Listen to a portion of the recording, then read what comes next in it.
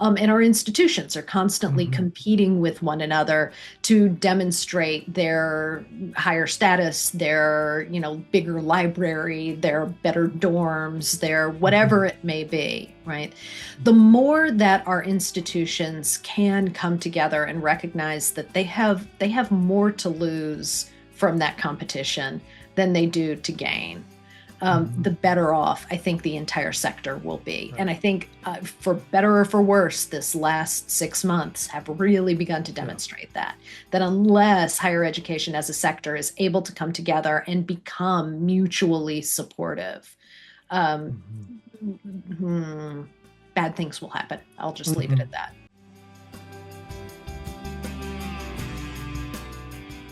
Hello, and welcome to Student Affairs Now. I'm your host, Keith Edwards. Today, I'm joined by Dr. Kathleen Fitzpatrick to discuss two of her books on essentially the same topic from two different angles. The first book is Generous Thinking, which critiques for critique's sake and calls for more generous, engaged scholarship, institutions, and communities as a way of renewing higher education's democratic purpose. It urges leaders to create more just, caring, and participatory institutions where everyone's voice is heard and valued.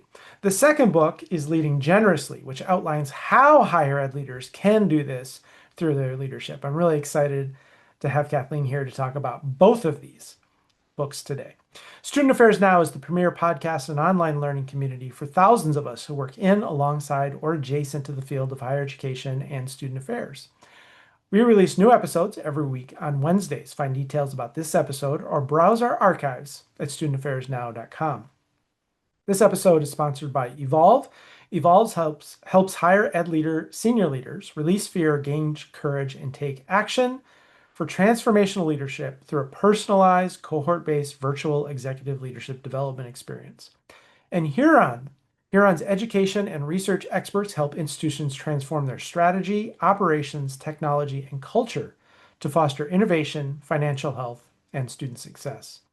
As I mentioned, I'm your host, Keith Edwards. My pronouns are he, him, his. I'm a speaker, author, and coach, helping higher ed leaders and organizations advance leadership, learning, and equity. You can find out more about me at keithedwards.com. And I'm recording this from a beautiful day here in my home in Minneapolis, Minnesota, which is at the intersections of the ancestral and current homelands of both the Dakota and the Ojibwe peoples. Thank you so much for being here. I loved reading both of these. As I mentioned, as we were just getting connected, we're going to blame this whole episode on Chris Wren, who connected me to your work many years ago as I was outside shoveling snow. It's 80 degrees and beautiful here today, so it feels very far away, but I remember it distinctly. So I really appreciate you joining to talk both about Think Generously and about leading generously. But before we get too far into it, you want to just share a little bit about yourself, your career, and your connection to this topic. Absolutely. Thank you so much for having me here today, Keith. I'm really excited about it. I am Kathleen Fitzpatrick and I use she, her pronouns. I am, I was about to say interim associate dean. As of July 1st, I am no longer interim. I am now associate dean for Mm-hmm. research and graduate studies in the College of Arts and Letters at Michigan State University. And I'm also here a university distinguished professor in the English department. I came to MSU 7 years ago from having previously worked at the Modern Language Association, where I was the organization's founding director of scholarly communication. And in that role, established the thing that has grown into Knowledge Commons, which is a large scale network for research sharing, collaboration, communication, and so forth. And I think that, the two roles say something about the nature of my career. It's been a little bit idiosyncratic in the ways that it's developed. I've done my work on the edge of several fields, including literary studies and media studies and digital humanities and scholarly communication and higher education Mm-hmm. studies now. But the real goal through all of it has really been trying to help build sustainable scholarly communities that can be resilient and collaborative and supportive and so on. So I'm really delighted to get to talk with you a little bit about part of that work today. Well, I think resilient scholarly communities that can be engaged and participatory and collaborative seems relevant in the times that we're in. Seems like we could all Oh my use that. word. Yes. In our institutions and across institutions in our states or our regions or different types of institutions. We just need more of that coming together for collective action for our students, for our faculty, staff, for higher ed as an industry. Um, One of the things that really connected me to this in hearing Chris Wren first mention this is this critique of critique just for critique's sake, Right. Right. just to prove our bona fides by tearing down. I'm oversimplifying it, but I was wound up at that moment in time about it.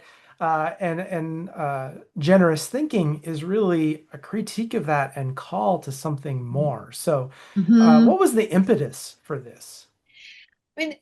Part of the impetus, I started working on the book in about 2015, 2016, and it took a Mhm, good few years for it to coalesce into the project that it turned into. But what I was seeing was a lot of culture of, as you say, critique for critique's sake, right? mhm, Active disagreement that served only the purposes of disagreeing, of staking out my own position, and of like being the voice that was going to say something different. And I was seeing mhm, this all across the academy, but particularly within the fields that I work in, and particularly online. It was something that I was finding happening a lot in that early academic Twitter space, where folks mhm, would end up in these kerfuffles about things that seemed to me not really, I don't know, not helpful in some mhm, way.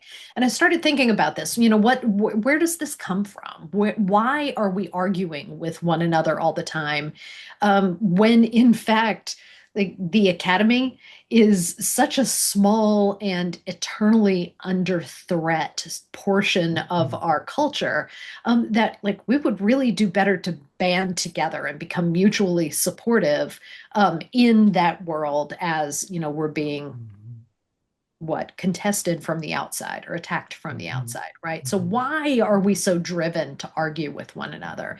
And why, particularly in fields in the humanities like literary studies, does our work develop through disagreement? Right? We can't ever just kind of read something and say, wow, that was really incredibly smart, and I would like to build on these ideas and accept them and do something more with them.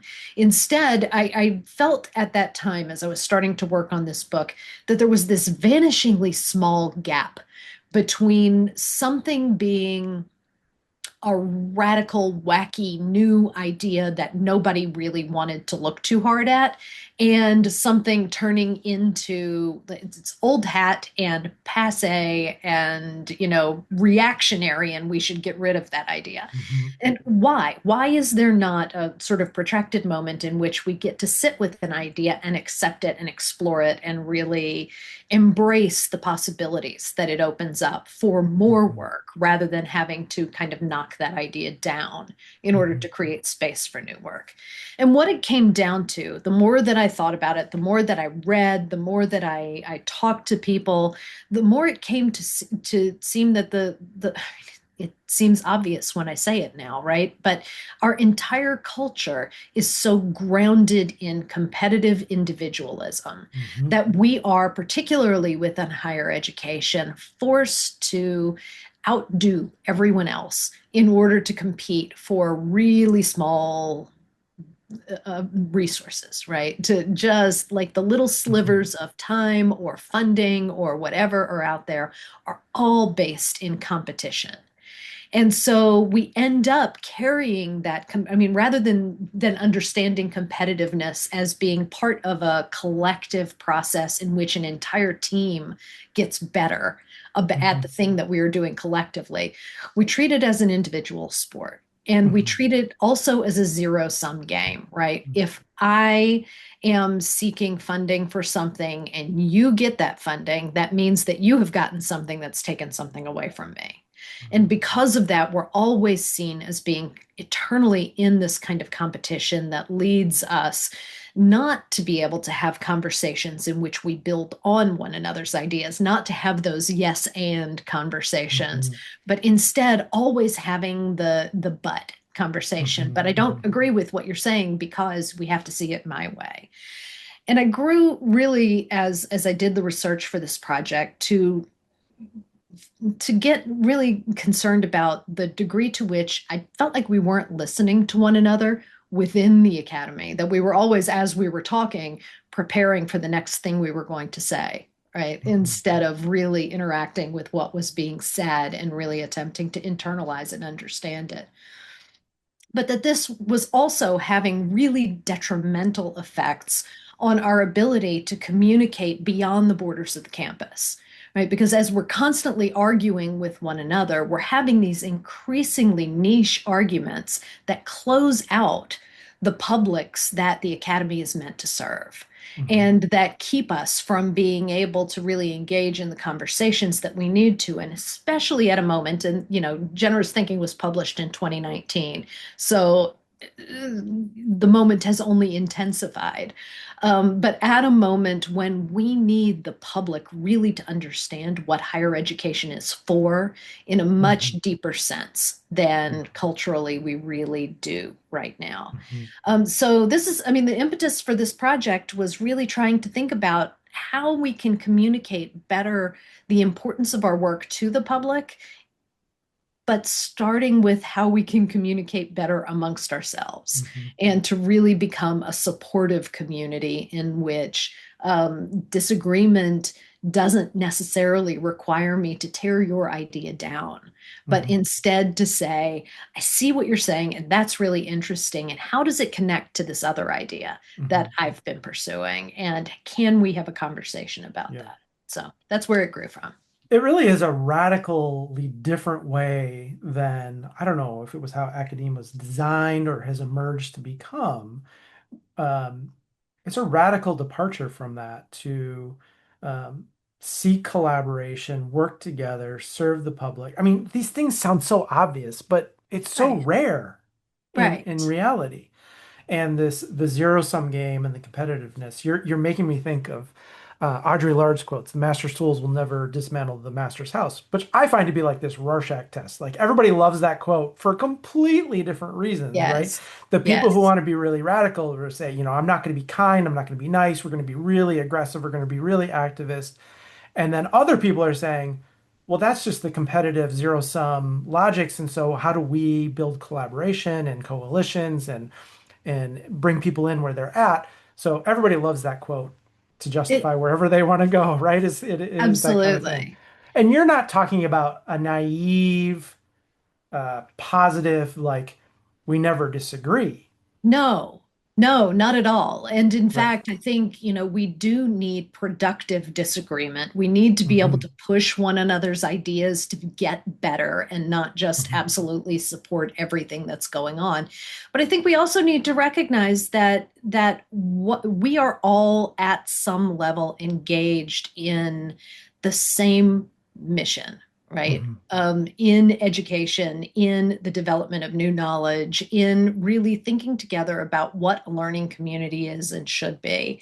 Hmm. And if we're going to build that community together, we have to find more productive, collaborative ways to disagree and to Hmm. push our disagreements forward and to push all of our work collectively forward so that it's not simply, me telling you that your idea is wrong and my idea is right so that my idea is the one that becomes the accepted Yeah. idea, but rather that we have these two ideas and how do we put them into dialogue with one another? How can Hmm. we find a way to make sure that multiple ideas are in Hmm. circulation, and that we're pushing them to become better, stronger ideas?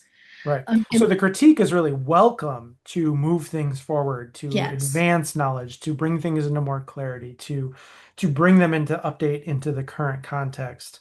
exactly. But we don't just critique for critique's sake. We critique to advance something, bring it together, Yes. merge it here, and bring with it um, what is valuable, even if Yeah. 80% of it no longer is valuable. Let's keep the 20%. Let's keep that and Exactly, see what's valuable exactly. And there. Yeah. expand that 20% in a Hmm. way that can make that part of the idea shine. I mean, if we think about peer review as a Mm. methodology for scholarly communication, right? There are two different modes that peer review can operate in. One of them is the gatekeeping mode, Mhm. which is like you have gotten to the end of working on this project, you have sent it to me to review. I am now going to tell you whether it is good enough to go Mhm. forward and whether it should be published or not. The other mode of peer review is formative.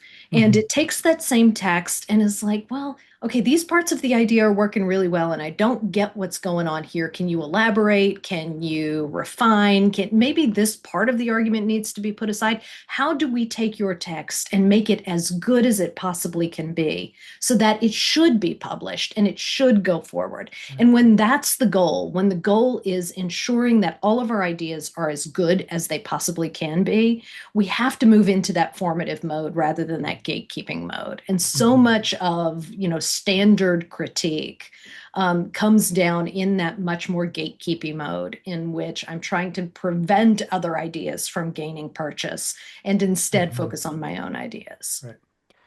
And we see this happen. I mean, that's such a good example and is so pervasive in faculty realms. But I mean, I just see this everywhere, right? It's tenure track versus contingent faculty, zero Yes. sum game, right? It's Yes. faculty versus staff in a zero sum. It's faculty and staff Yes. versus admin in the zero sum game. Um, it's Michigan State versus Michigan when those two institutions have so much in common and Yes. working together and could uplift so many other institutions. And then we might think about the whole sector of higher education, which I think is seeing right now just how risky individual action and competing with each other for a lot of reasons, for some of these attacks that Yeah. folks are experiencing. But also, I think that um, when there were just a lot of students available, all right, Mhm. be all things to all people, and we have the same things as everybody else. But when students are going to be much less, prospective students, there's fewer and fewer in the enrollment cliff. I think what's really going to separate people is here's how we're really unique, right? Yeah. Here's how we're really different from all of the other large public schools that you might be looking at. We focus on this and we offer this, and not everybody's into that. Right. And but if that's the right thing for you, we really have a service focus, or we really have an international focus, or we really have an experiential learning focus, rather than saying, well, we have all the student organizations that everybody else has. Right. Yeah. Right. I also think one of the ways that institutions are really going to be able to distinguish themselves is in, I mean, you talked about the different ways in which competition or the different levels at which competition within institutions and then across institutions Mhm. manifests itself and the difficulties that that presents both within an institution and across the sector for really moving new ideas forward, for sustaining the good work that institutions are doing.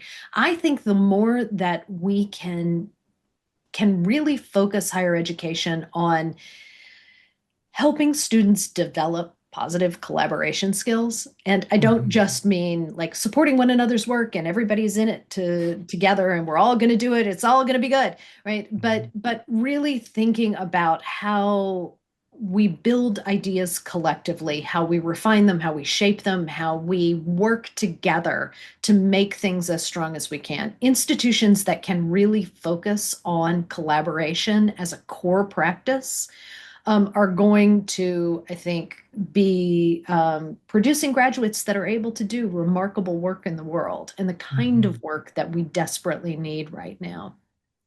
But teaching that kind of collaboration is hard. And it's, I mean, in many ways, a skill set that our institutions don't select for, right? Mhm. Among faculty, among administrators, like we have all succeeded because we have competed to get these positions. Mhm. And, as you say, we see all of this competition between faculty and staff, all of our hiring categories end up dividing the campus into competitive communities, and our institutions are constantly Mhm. competing with one another to demonstrate their higher status, their, bigger library, their better dorms, their whatever Hmm. it may be, right?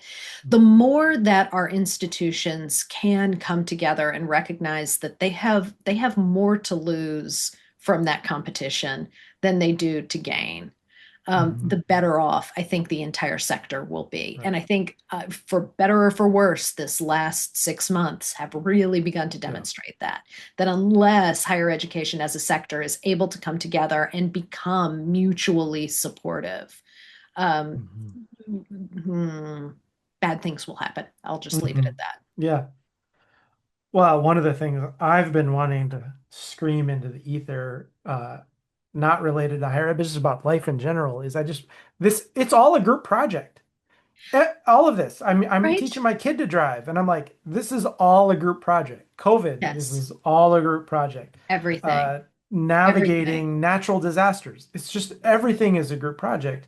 And most of us didn't like group projects No, we didn't because like they're them because there was difficult. always somebody who never did the work and Yes. we had to pull them along. But Yes. quite frankly, that's life. There's always somebody who doesn't Yeah. do the work that has to be brought along. So how are you going to negotiate that within a team? How are you going to make agreements within the team for who's going to do what and hold one another accountable and keep the Hmm. work going, right? Hmm. That kind of skill building around collaboration is absolutely key. And I think, there's an extent to which our students come to us as undergrads ready to do certain kinds of collaborative work, right? They might hate it, they might not like the team projects, but Hmm. they've done them all the way through K-12. Sure. It's been a pretty collaborative exercise. We bring them in and we start gradually beating the collaboration out of them by making them individually responsible for their own Hmm. success, such that by the time we get to grad school, I mean, the joke that I have always made is that, we talk a good game about the value of collaborative research and about building research teams and all of that within the academy. But unless we can figure out a way to support a co-authored dissertation, Hmm. we in fact have not embraced Hmm. collaboration. Hmm.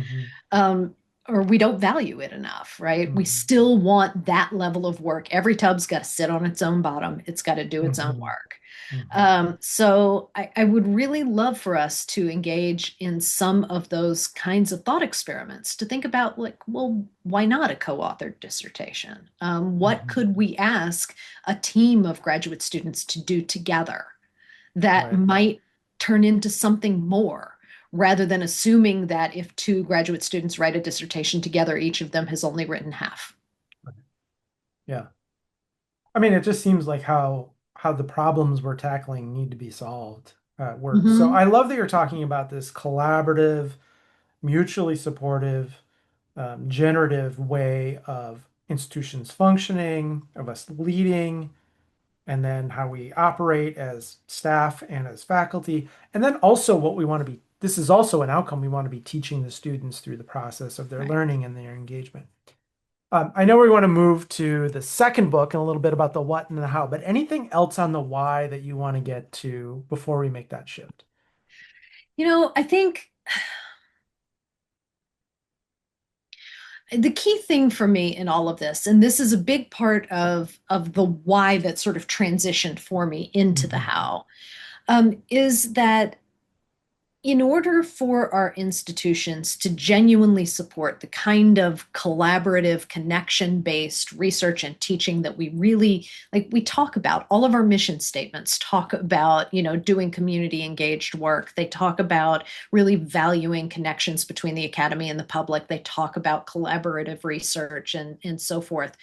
But then we end up providing rewards Hmm. in our hiring systems, in our annual review, our promotion and tenure review, in promotions within administrative space. Hmm. All of those things are determined individualistically.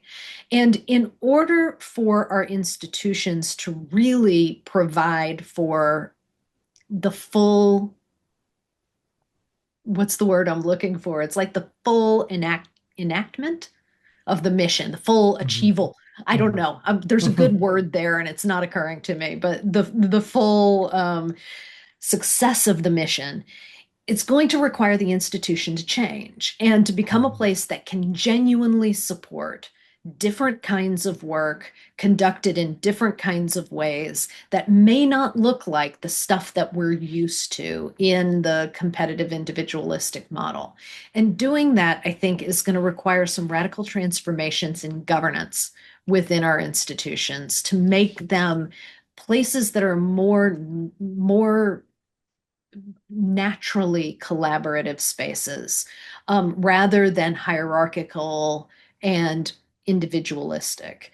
And that's how of ultimately, really wanting to create that more collaborative environment and then recognizing that institutions are going to have to change in order to make that possible is how I moved from the first book Hmm. into the second to really thinking about like, okay, if we're going to build a new institution, how do you structure it? How do you want to Hmm. lead that institution in order to make it a better place to work?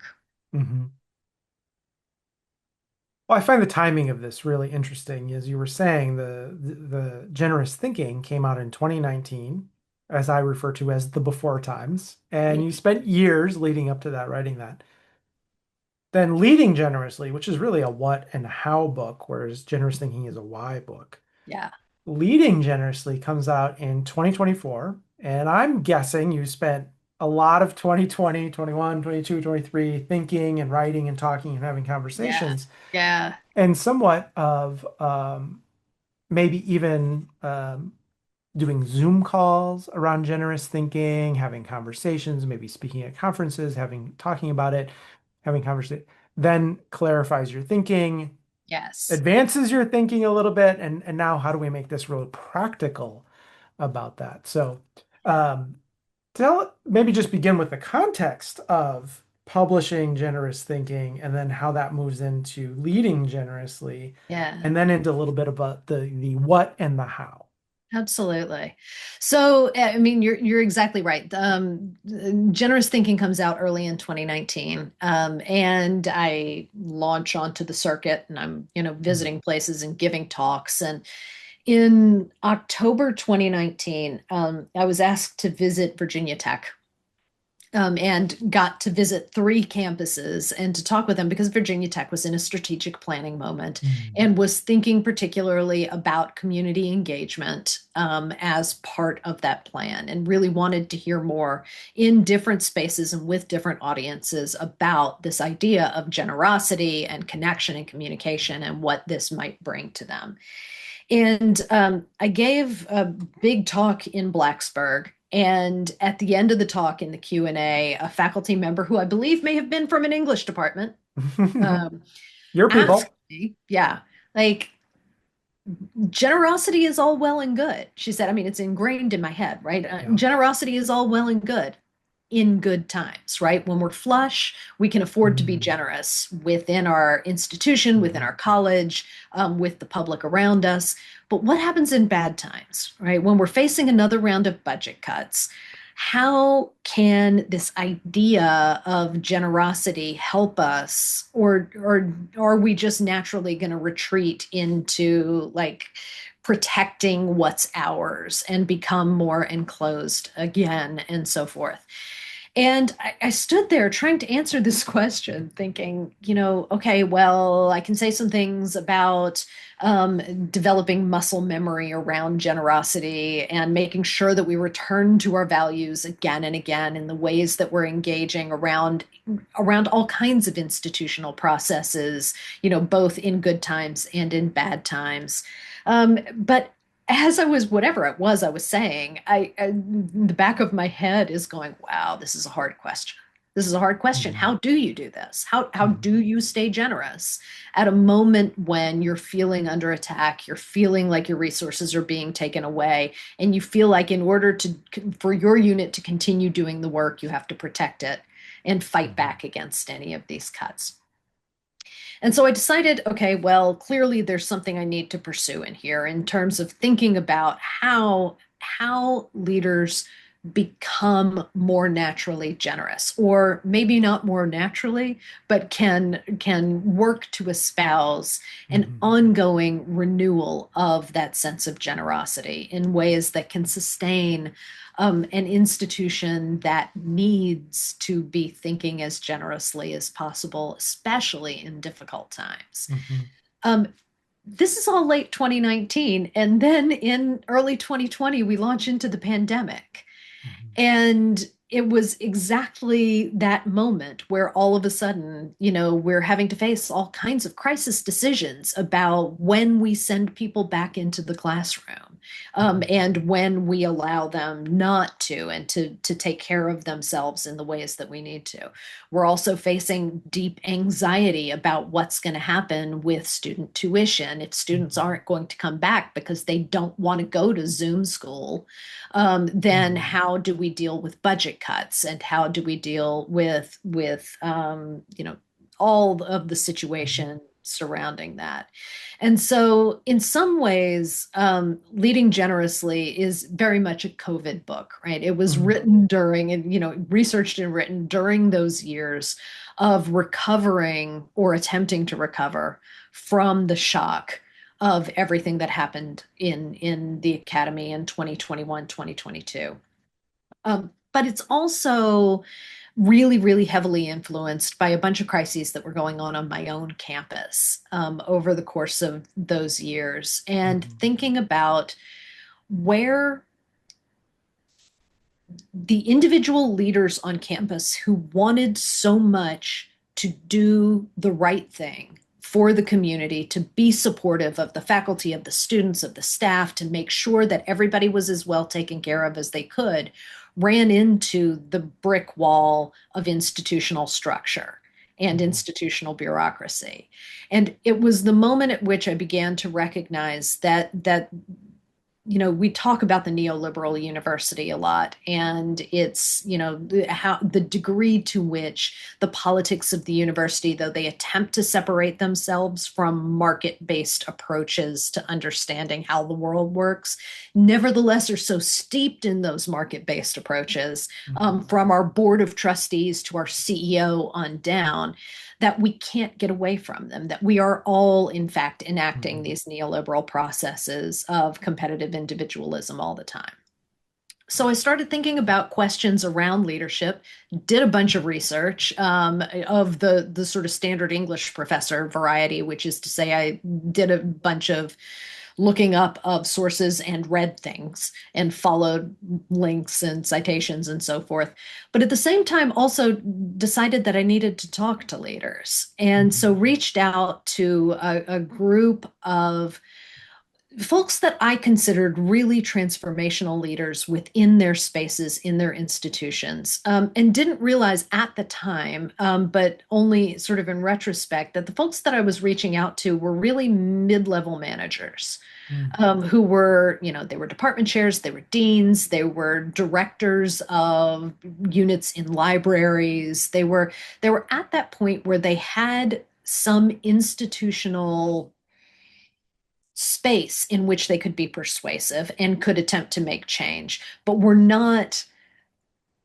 were not the president of the Hmm. university. Hmm. They were not attempting to carry the entirety of the institution on their own. And they were able to make change in part because of that position, in the middle of the org chart, right? Rather Hmm. than at the top of the org chart. And the conversations that I had with those leaders really helped me begin to understand something of the tools, as I described them in the Yeah. book, for transformation, the things, the practices that those leaders engaged in order to keep themselves grounded, in order to ensure that the community that they were working with was brought into decisions that they needed to make, rather than having things foisted upon them from the top. And that through those processes of collaboration, they were really able to create what community buy-in is the easy way to put it, but that's not what I'm really after. They were able to create a space in which everyone who was participating in those processes felt like the processes belonged to them, as Mhm. much as they did to the administrative leaders who Mhm. were pushing those things forward.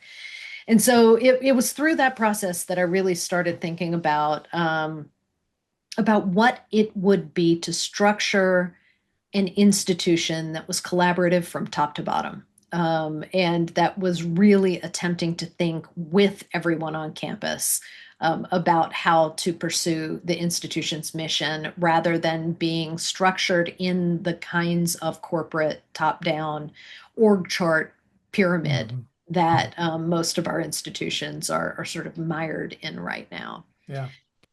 Well, you're talking about this being a COVID book. I think it's a crisis book. Yeah. The first That chapter is just about, happened to be the yeah, crisis of that the was the moment, crisis of the right? moment. Now we got Yeah, a different one, and I think in 3 years we'll probably have a different one that we don't even know about. But the really. first chapter is really grounding it in the crisis, COVID, and as you mentioned, many of the things going on at MSU at the time. The second chapter is leadership.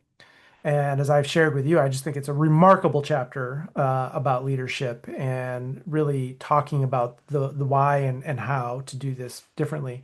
And then the next 12 chapters, I think, are the Hmm. tools, and I'll just because I have them in front of me. The tools are people, yourself, vulnerability, together, trust, values, listening, transparency, nimbleness, narrative, sustainability, and solidarity. So as you were talking about the tools, those are the tools, and each one of them has a short chapter sort of outlining what that is and how to put it into practice. And then there's stories. There's a collection of stories about some of these leaders that you were talking about that you spoke with. So it's really a great those first is the grounding, and then we need to do something different, and then here are tools about how you can put that into practice. Do you want to say anything? I mean, we don't want to go through all 12 of those, but any of those that you want to highlight that feel particularly salient in this moment? Um, yeah. Oh, so many of them. I think Mm, the one that I'm going to pick on right now is transparency. mm, Because my campus, like I imagine pretty much every campus right now, and particularly every campus that has been at all dependent on federal dollars to mm, get work done, is in a process of budget cutting that's pretty mm, painful. And so I'm again thinking about that question from 2019, like how do we stay generous in an environment in which we're cutting budgets? One of the ways is through this kind of transparency, yeah, in which the folks who are going to be affected are brought into the conversation about the need for the budget cuts, why we have to do this, are brought into the principles and helping to set the principles through which these cuts will be made, and are able to help kind of tell the story of the work that they're doing and the spaces that they're doing it in a way that the entirety of the area for which the budget is going to be cut can hear and mhm, understand. Ultimately, in a transparent process, I mean, the goal is not so much to have collective decision making, right? Because budget cutting by committee would be really super painful. Having right. been involved in budget Mm, cutting processes for quite a while now. But it is to make the principles and the needs as transparent and clear as possible, and to keep open communication as much as possible, such that when decisions are made, they don't feel vindictive. They don't mhm, feel directed at particular units. They don't feel as though they've come out of nowhere. But instead, the community that's experiencing these difficult decisions has is able to feel like they've had a voice in the process and might have the possibility of understanding why the decisions ultimately came down in that regard.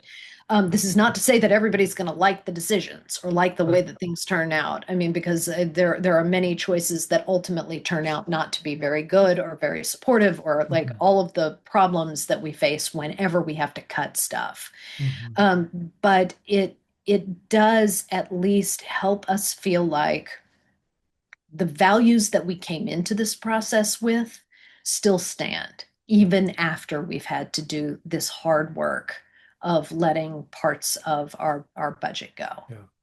You use the word feel over and over again, and I think that's really important. I think one of the things I'm often talking about with senior leaders, particularly presidents and chancellors, is people say I'm not listening, but I am, and they can recount all the things that were said. And I was like, yeah, but you're real fast. You're a fast processor, and you Right. hear everything they're saying, and then you jump to the solution, and you jump to your disagreement, and you jump to what they don't know.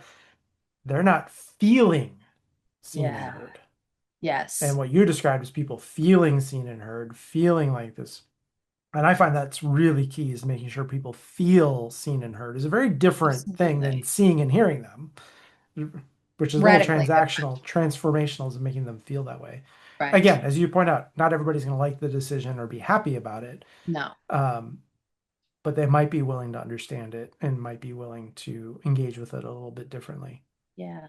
I mean, when you talk about this, about ensuring that everyone feels seen and heard. My brain immediately leaps to Arlie Russell Hochschild's book, Strangers in Their Own Land, which is Mm. a remarkable book if you haven't read it. Nothing to do with our topic at hand here, except that it really is about the political divide in the US and the utter inability of one side to talk to the other at Mhm. this point, and the damage that that's doing in our culture. And as a sociologist, I mean, of course, her method is to be out there talking to people and finding out what's going on. And she in the book describes this method in just extraordinary depth. She moved for 10 years to a small town in southwestern Louisiana. And I started reading the book because of its, I mean, I'm from Louisiana and from Mm. southeast Louisiana. And I wanted to read what she was writing about this area of the country. But she's there basically investigating a why a community that has been environmentally devastated by the oil industry is fighting the EPA rather than fighting the oil industry, right? Mhm. What leads this to be a Tea Party stronghold at Mhm. this moment? And her method in this book is to sit down at kitchen tables and to talk with the people in this community and not just to hear them and go like, yeah, yeah, yeah, got it, and leave, but instead to hear their story and say, okay, so what I'm hearing is this, and to tell the story back to them. Is this what you think about what's happening? And they say, no, no, no, no, you got it all wrong. That's not it at Mhm. all. Here's the important thing that you're missing. Mhm. And to keep that conversation going and keep retelling the story until they feel like she has really adequately heard them. And in the Mhm. course of this, she builds phenomenal amounts of trust in a community that should have no trust whatsoever for a sociologist from Mhm. Berkeley, Mhm. right? Mhm. So it's a remarkable book and a really, I think, important description of the ways that we ought to be Yeah. working with one another on campus, Well, but and often listening is one of aren't. your tools. Yes, Yeah. indeed. Well, you talked about how publishing, talking about sharing, discussing generous thinking led to leading generously. Well, Yes. it's not been 4 years, but it has been a limited time since Leading Generously was released into the world, and I'm sure this is not the Hmm. first conversation you've had about the book. So since you published it and you started talking about it and hearing from people and questions like you were asked, what has kind of emerged for you since? Well, I mean, uh, having published Leading Generously, or sorry, Generous Thinking in 2019, and then COVID comes along, I published Leading Generously the last week of October 2024. Mm. And the world changed very quickly after that Hmm. by a Hmm. lot. The day after the election in November, I traveled to the University of Virginia to go give my first talk about the book, and Hmm. was suddenly in a place in which all of these ideas about what generosity could do to transform leadership within the academy had run into what had just happened Hmm. in this last election. And so, I mean, it's been a really hard process of articulating the continued need for generosity, for listening, for thoughtfulness, for transparency in a moment in which we as a sector feel under attack. and that we really need, just thinking about how that difficulty has reminded me over and over again of the ways in which I describe these tools and this idea of generosity itself, not as being like a one and done thing, right? I listened to you, I heard you, I know what you think, and I'm moving on. Mhm. Or like I have now done the generous thing by supporting this community and I'm done and I'm moving on. But really instead understanding all of these things as being practices in the sense that meditation is a practice, right? Mhm. Something that you have to return to over and over again to remind yourself that this is why you are doing this work.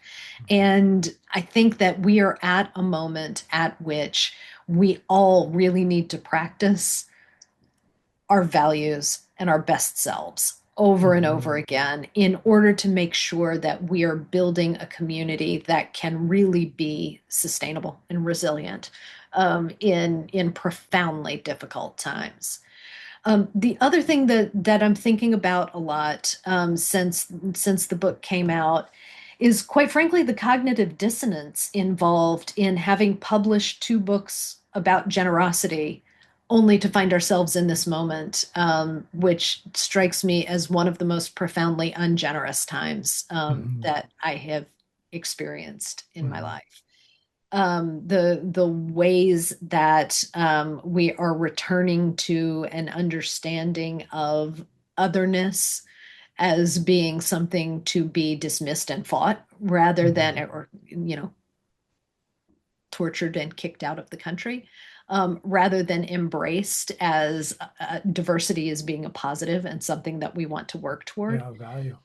And so I'm now really attempting to work through the through that cognitive dissonance of Mhm. recognizing that, whatever my idealistic notions of how our institutions ought to work may be, they're still grounded in a profoundly ungenerous world.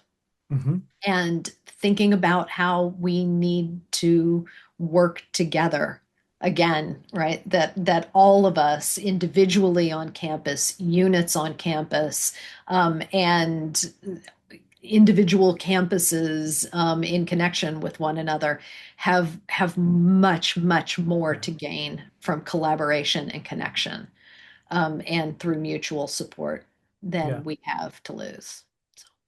Well, you're reminding me, one of the things I really loved and tried to highlight in my PDF that you shared with me was this notion about individual agency versus systems and structures. Right. And the both and of that being so critical, which is a thing I've ranted about many times, that to say that these things, as you're pointing to, are structural, are societal, are systemic, is true, that can undermine our individual agency.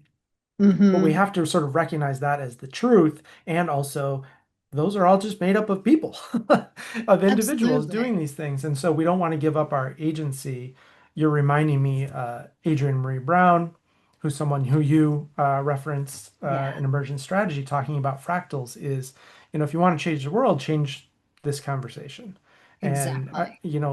I don't want to dismiss or make light of or make small the challenges that you're pointing to because you're absolutely true and absolutely right. And I think what will shift that is me leading a meeting in a slightly different, more collaborative, less individualistic, competitive way, and you teaching a class or structuring your syllabus, and maybe a department or maybe a division or maybe an institution. And we certainly need more collaboration, less competition Yeah, around yeah, students, around families, around budgets, around governance, around how we push back around things that is contrary to the values of not just you and to me, but of yes, education, of learning, of knowledge yeah, in the culture that we're absolutely. in. It's one of the things that I think I'm really trying to push for in the book is that reclaiming of individual agency and collective agency, Yeah. right? To recognize, and anywhere within the org chart of the institution where you happen to have a little bit of control over a space or a way of working or the relationship between a few people, making that little bit better, can have ripple effects. Another department can see that your department is suddenly having more productive department meetings and Hmm. people are happier working in the department and they're getting along and Right. productivity is going well and all of that. And that department wants to find out, how did you do it? What's different? Hmm. How can I replicate that positive structure within my space? And being able to have a space in which we're making something local better, Hmm. can then have those impacts on the larger environment. Well, and if we want to be transformational or thinking about how we use our dollars and our resources rather than incremental and, well, maybe we can move this 3% to 2%, but if we Right. really want to be transformational, we do need people to be thinking generously and to be thinking transformationally. And Yeah, the fear and scarcity based mindset is completely understandable. I get why people are there, and it won't help us lead towards something different exactly. along the way. I Exactly. love both of these books. I think about them in terms of the approach and then the strategy. The approach is a mindset. It's a way of engaging with the world. It's a way about seeing things. But then the strategy is very tactical about how we lead Yeah. meetings and how you Yeah. do that and the tools that you have here. And so it is a new way of thinking about our work. It's also very practical and pragmatic and something that people can put into action. So Awesome. thank you. Well, thank you. Thank you. Yeah, we are running out of time, as we knew we would. And this podcast is called Student Affairs Now. We always like to end with what is with you now, might be related to this conversation or something that is just on your head or your heart as we're having this conversation. So if you'd like to share that. And then also if folks would like to connect with you, where is a good place for them to do that? Absolutely. Um, I'm gonna say that what is in my head and my heart right now comes Mm, back to that idea of cognitive dissonance and mhm, of really attempting to reconcile the days when things are going well, right? I mhm, got positive news on a piece of funding that I was looking for. And something good happened. My family is happy. Things are great. And at the same time, the world is terrible mhm, and has all of these things that are wrong with it. How can I ensure that I can celebrate what's still good and mhm, celebrate the things that are happening positively and be as supportive as possible for the folks who need support right now and mhm, and do the work of protest where I need to protest. Trying to maintain those two positions and in some kind of balance is, I think, what's sort of been weighing on me a bit. So mhm. that's sort of where I am. But Mhm. if folks want to reach out, I am.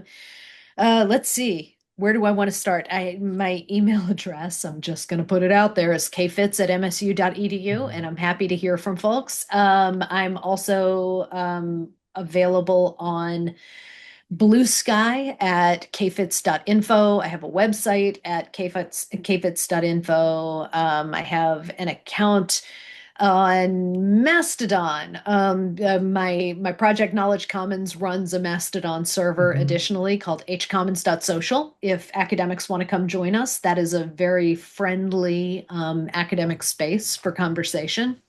And I am shockingly enough kfits at hcommons.social. So folks can find me there as well. Excellent, excellent. I do want to share, you were reminding me that that duality of good news and also despair, uh, the Marginalian, which used to be Brain Pickings Maria Popova, the Yes. one she wrote was A Defense of Joy. And just the opening paragraph, one of the most important things to have learned in life is that choosing joy in a world rife with reasons for despair is a countercultural act of courage and resistance. Choosing it not despite the abounding sorrow we barely survive, but because of it, because joy, like music, like love, is one of those entirely unnecessary miracles of consciousness that gives meaning to survival with its bright allegiance to the most alive part of us.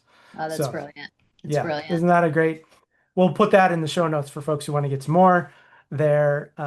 Thank you so much for joining us in conversation, for thinking generously, for leading generously, and for all the things that you're offering. It's really great for your leadership, and it's connecting with so many other things we're having conversations on. And I think people are just deeply, deeply yearning for things to be different not always quite sure how to go about that. And both of these resources are really helpful in doing that. So thanks for your leadership in this space. Thank you so much. I also want to thank our sponsors of today's episode, Evolve and Huron. Evolve helps senior leaders who value, aspire to lead on, and want to unleash their potential for transformational leadership. This is a program I lead along with Doctors Brian Rao and Don Lee. We offer a personalized experience with high value impact. The asynchronous content and 6 individual and 6 group coaching sessions maximize your learning and growth with a focused time investment, greatly enhancing your ability to lead powerfully for social change. And Huron collaborates with colleges and universities to create sound strategies, optimize operations, and accelerate digital transformation. By embracing diverse perspectives, encouraging new ideas, and challenging the status quo, Huron promotes institutional resilience and higher education. For more information, please visit go.hcg.com/now. And as always, a huge shout out to our producer, Nat Ambrosi, who makes all of us look and sound good. And we always want to thank you, our audience. Your help is incredibly important to getting these conversations to a wider audience. You can help us by subscribing on YouTube to the podcast and to our newsletter, and also leaving a review. And any of those places really helps these conversations reach even more folks. I'm Keith Edwards. Thanks to our fabulous guest today, Dr. Kathleen Fitzpatrick, and to everyone who's watching and listening. Make it a great week.